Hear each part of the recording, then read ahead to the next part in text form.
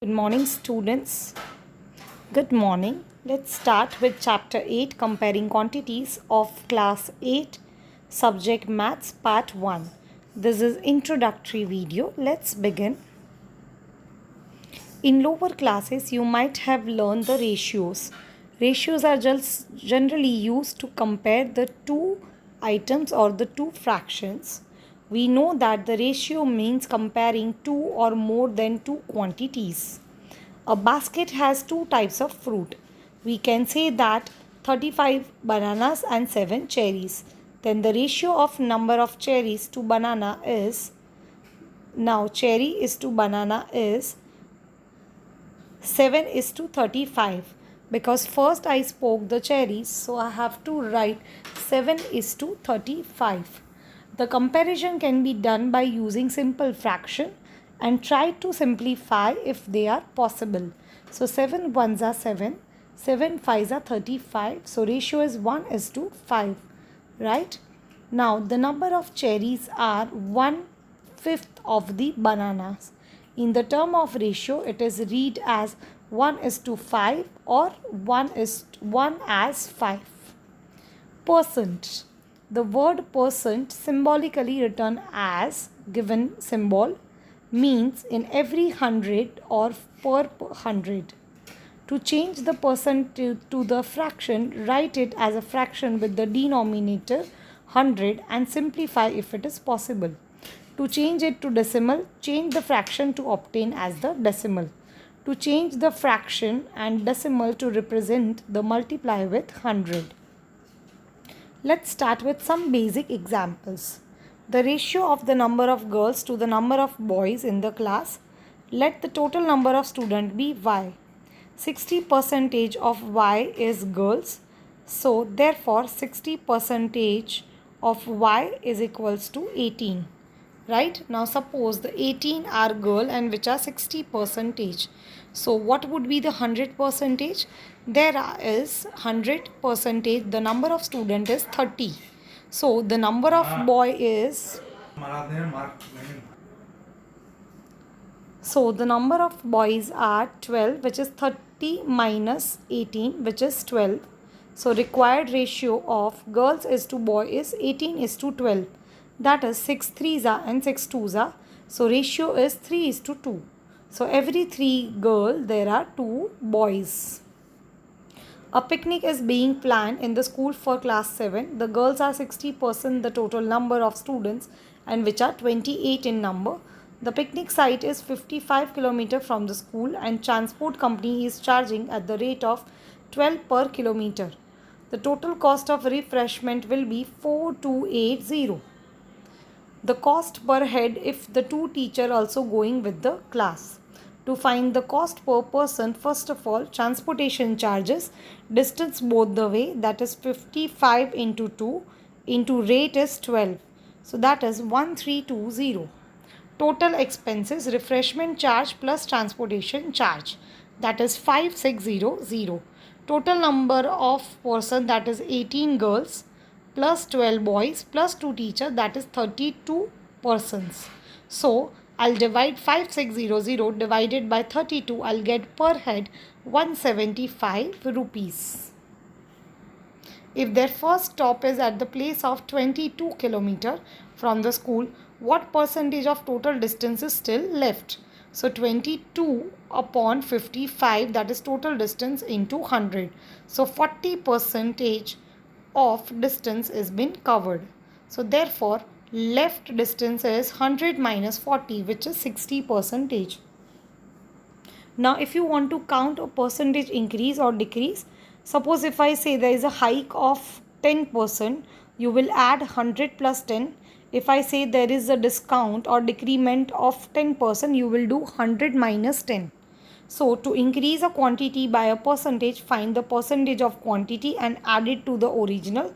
To decrease the quantity by percentage, find the percentage of quantity and subtract it from the original quantity. We often come across such information in our daily life. That is 10% hike in the price of petrol, 25% off on the sale. Let's see using example. Price of a car was 3,27,000. It was increased by 10%. So first either find 10% or and then add it to the original price, or directly find 100 plus 10, which is 110 percentage of original amount. So 10 percentage of given price is 32,700.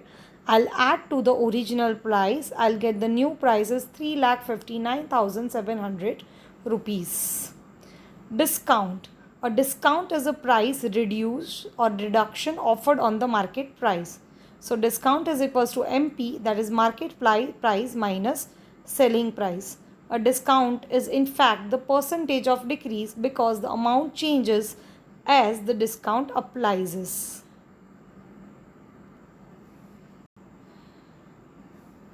Discount percentage. A ratio is an expression that compares the quantities relative to each other. When we compare two quantities in relation to each other, such comparison is mathematically expressed as a ratio. Percent means per 100 or out of 100.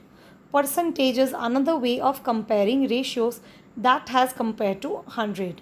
A change in quantity can be positive, which means an increase, or negative, which means a decrease, or such change can be measured by the increase percentage or the decrease percentage. We will remember all these formulas.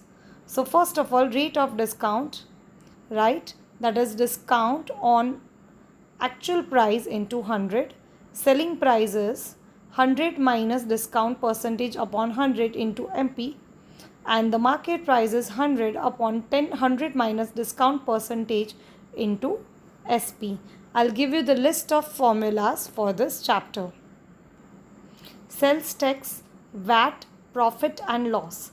Sales tax is charged by the government on the selling price of an item and as included as the bill amount.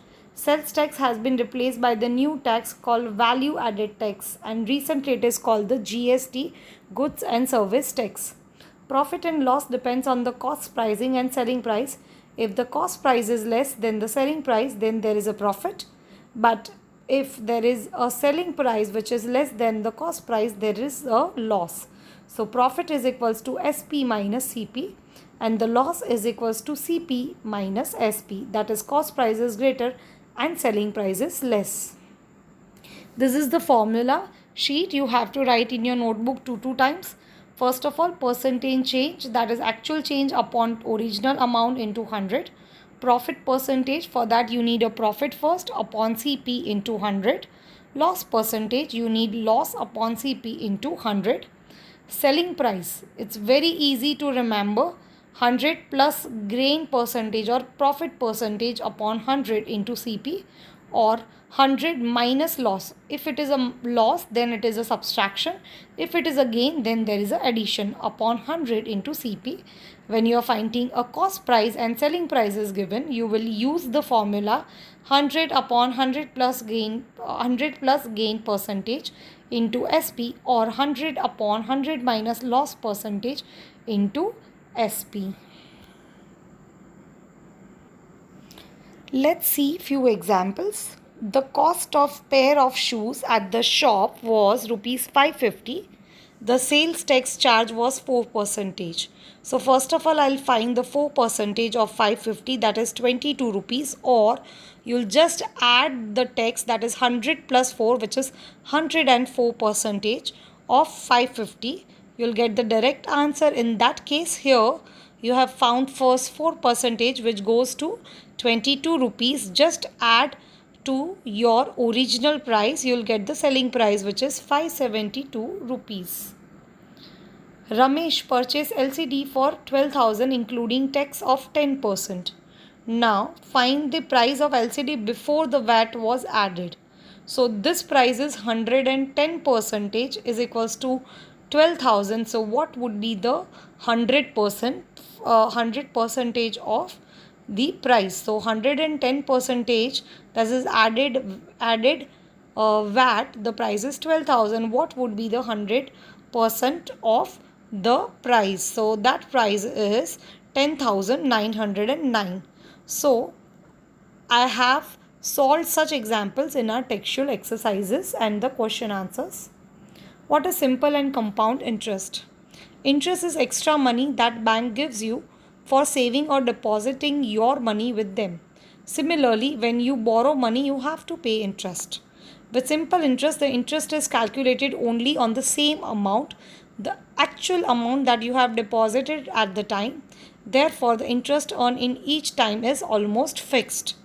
On the other hand, compound interest is calculated on the principal plus interest you receive for the previous period.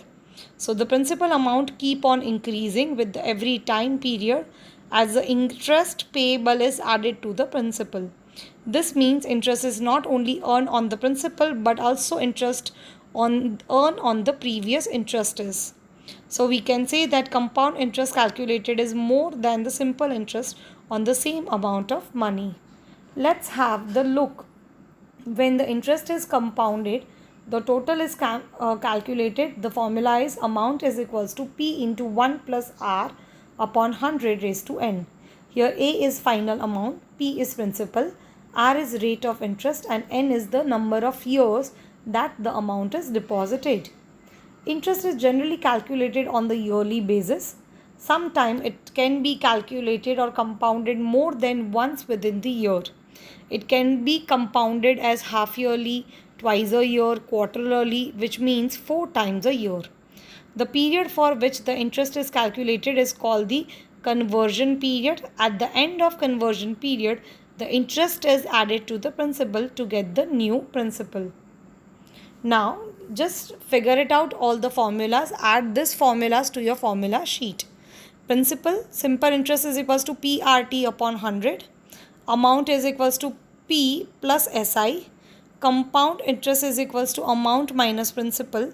So, the amount in the case of compound interest is P into 1 plus R upon 100 raised to N. So, here find the compound interest on 5,000 at the rate of 10% for the 3 years. I'll simply substitute all the values.